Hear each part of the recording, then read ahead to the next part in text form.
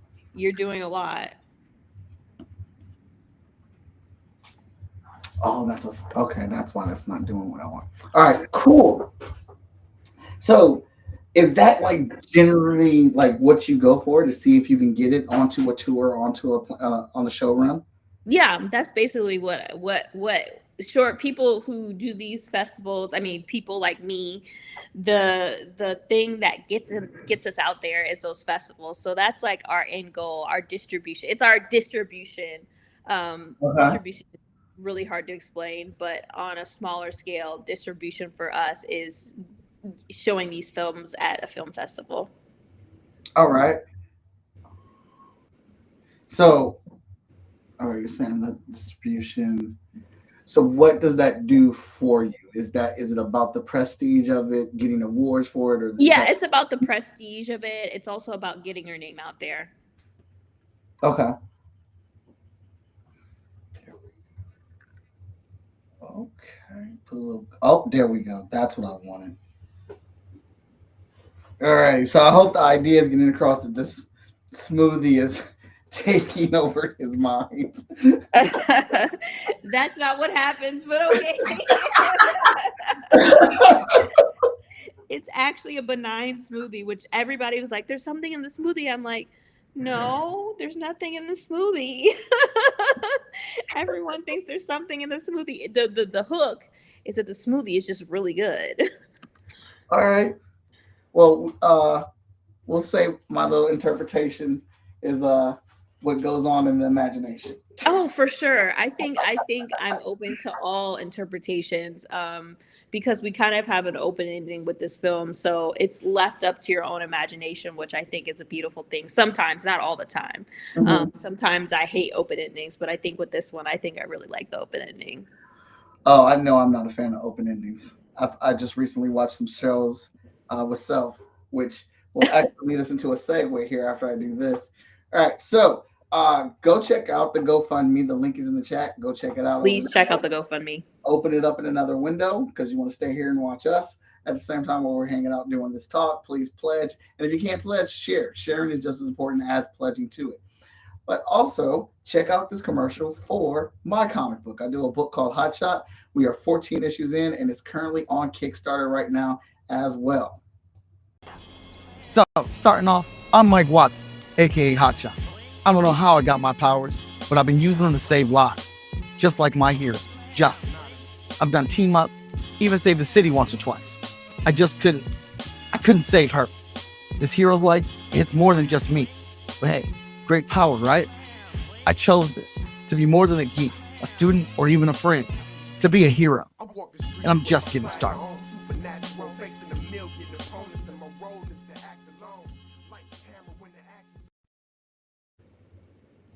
All right. So go over there and go check that out as well. Again, sharing or pledging is much appreciated. So now the segues will be into the second half of our show. What fandoms are you enjoying right now? Are you a movie lady, anime, comics, TV shows, books? What is your fandom? I'm movie and television, but I've been watching a lot of trash TV lately. Okay. It's mind numbing, and like usually when I'm working on these type of projects, I don't need to watch something that's a little too heavy. Mhm. So I've been watching a lot of My Strange Addiction, Thousand Pound Sisters, things like that. Mind All numbing right. trash TV. All right. All right. All right. Okay. So let me hit that. So what? Thousand Pound Sister? Hit us with it. What's that about? It's about two sisters that used to weigh, I think, 500 pounds each, and they lost weight. And it's kind of about their families and their backgrounds. It's a really actually interesting show. It's a character study about two sisters that have been like best friends since they were children and just kind of their lives after losing weight. Okay. So I wouldn't consider that trash TV. It's more of like I guess like a character study, but it is very goofy and silly because the whole entire family is very goofy and silly. But I would definitely consider My Strange Addiction trash TV. All righty. Let me see. Yeah, I watched some of that stuff too. Like I get pulled into Love After Lockup. Oh yeah, trash TV. Yep, Yeah. yep. Love After Lockup. I've heard that. I've heard some good things about that show. Good things indeed. These criminals we really be getting over here, man. And they be selling these people dreams. They be selling them dreams. And I be feeling so bad because everybody just wants to be loved at the end of the day, right? But they're fun. They're funny, and then you get them on there, and they're interesting stuff. But are there anything? Is there anything coming out movie wise that you are excited for? Lately I've not been on the movie train. I really No am excited problem. about Sinners and the Oscars, with all those nominations. But beyond that, no, I'm not. I've kind of hopped off the movie train for a little bit. While I'm in pre-production, I kind of just focus on my own films. Yeah, no problem. So that brings up a good thing to ask you. So Sinners has been getting snubbed and discarded by a lot of award shows and a lot of magazines and media, downplaying its greatness. But then all of a sudden it gets 16 award nominations for the Oscars. Do you feel that is genuine, or that perhaps maybe the Oscars are baiting us because they know it has a huge fan base and their numbers have been slipping, that they're trying to get more people to watch the Oscars? That's a really good question. I think they're probably baiting us. Hmm. Because how many, I wonder, out of those 16 nominations, how many are they really going to secure? I don't know. I mean, hopefully they get all 16. Hopefully they get 10, 8. I don't know. But I don't think that they're going to get all 16. And I think they're baiting us for sure. Yeah, that's what I think. Because like I could see if these other media outlets and award shows weren't snubbing them. I could see if they were still getting nominated in other places and they were getting praises in other places. For them to be dog walked through all the media and downplayed on what the movie has accomplished, and then all of a sudden at the biggest night of all the award shows, they get 16 nominations. Yeah, it's kind of freaky because it's the most the nominations that a film has ever gotten. It's Yeah. just I don't trust it. I know that sounds horrible. That sounds very cynical of me, but I don't trust it. No, I'm right there with you. I do not trust it either. And I don't want to be a person that sits here and watches this show thinking like I don't expect them to win everything either. I don't. But I don't want them to get snubbed either. Like, Yeah, I don't want them to get snubbed and yeah, I don't know what to expect. I don't know what to expect, but I don't want them to get snubbed to get all those nominations and not win anything. I think that would really rub me the wrong way. But also Hollywood, yeah, what do you expect? I absolutely agree. It would rub me the wrong way. I'd be like, I already don't believe in award shows because I was also, have you, let me ask you this one since you are a film curator. Um, I was upset. So first off, this goes back to two other award nominated winners for the Oscars. I was upset that Denzel Washington won an Oscar for playing a hood dude, for just being Oh, yeah. a trash hoodlum, and he won an Oscar for that. When there are several roles this man has done that were Oscar worthy roles that he should have won for, but Like now he Malcolm gets X. Malcolm X, John Q. Like he's got the So roster, many. and then Halle Berry, who honestly I've Yeah. never seen in any type of award nominations role ever, and I could be wrong about that. I wasn't looking for her to be in one, but she gets an Oscar after she does a whole movie with that really graphic ass scene in it where she's with Billy Bob Thornton, and she gets an Oscar for that, for also being like a trash mom in a movie and stuff, and that's what she gets an Oscar for. Yeah. Now, Taylor is in a movie called One Battle After Another, which we know, Yes, I've heard about that.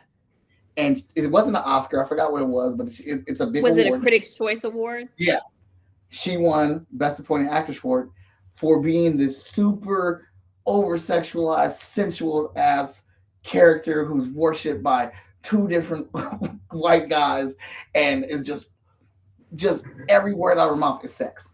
Every word out of her mouth is sex, and she wins an award for this. And so I'm just like, how many times does the example have to hit us? Just like and we're not supposed to believe you want to see the worst of us in these films? Because Tiana Taylor, I do enjoy her as an actress, but she hasn't been up for a bunch of different awards. She's not in the award running season or anything like that. But she is good. So for her to win this award for this portrayal when she's been many other characters is crazy. Yeah, I agree wholeheartedly. You're preaching to the choir. Okay. All right. I wanted to make sure I'm not the only one seeing it because I just think that is so wild. No, it's usually those negative roles that they win the Oscars for, not the positive ones, not the ones to uplift the Black community. It's always the downtrodden prostitute or pimp or gangbanger. Or what's her name? Oh, she's the comedian. Fuck, I can't remember her name, but she was the mean as terrible mom. Oh, you mean Monique? Monique, she won an award for that. Yeah. It's terrible. She was good in that role though. It's just look. I'm saying they didn't do role. Yeah. Yeah, Monique. Yeah, that was really unfortunate. I mean, not unfortunate that she won, but unfortunate that she got it for something that was so negative. Yeah, that's what happens all the time at the Oscars. That's the Oscars for you. It's just crazy, and look at us wild when we pointed out like, so we not supposed to see that. I see it. You see it. There's people who see it. Just, absolutely. We can't depend on the Oscars to give us, the light or the way into what is good and what is bad. Yeah, we can't. Let me see here. Let me save this, please. All right. Well, I actually got this done faster than I thought I was going to get it done. Oh, wow. That was quick. Yeah, well, yeah. So once you told me about the movie, what you were making, I just instantly just popped in my head instantly. So I knew I wanted to offer it.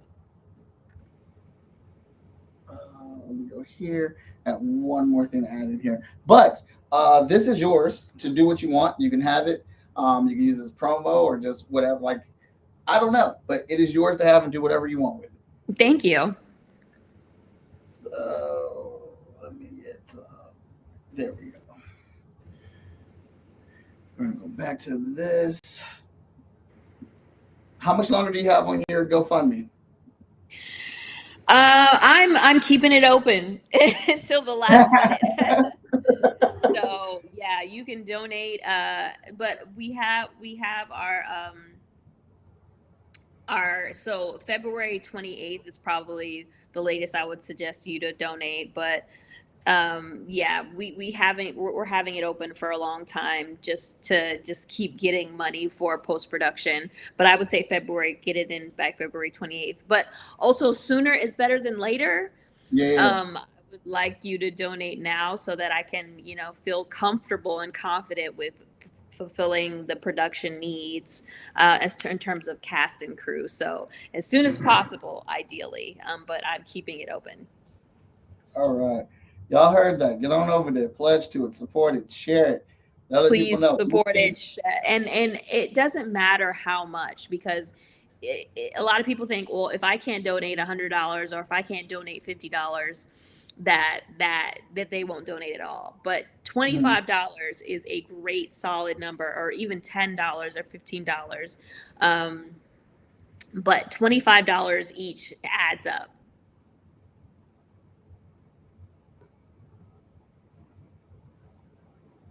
There we go. Encouraging everyone to pledge $25. All righty. Well, awesome. Oh shoot, I gotta put the chat. But here it is. This is the piece. It is completed. Nice. I will get this over to you. I also did I recorded it, so I'll send you the process video. Of course. Once the episode is finished up on my YouTube channel, so you can share the link as an update on your GoFundMe and stuff. Okay, fantastic. Share away. So, all right, chat. I want to thank you guys for hanging out with us tonight. You guys are pretty quiet, but I see you there. You're out there.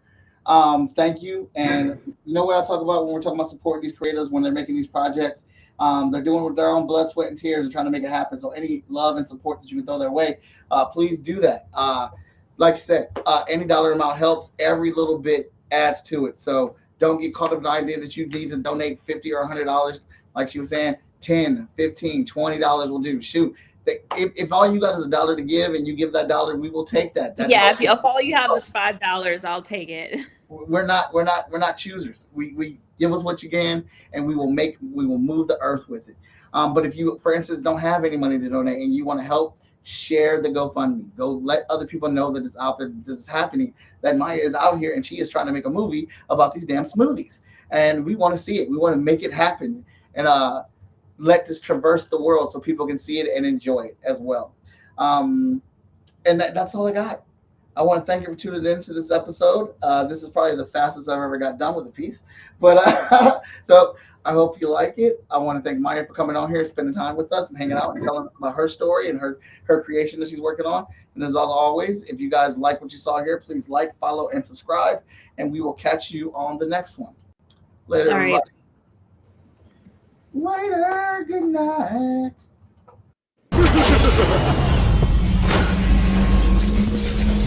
I think that I should ask Mr. Watson. I think that I should ask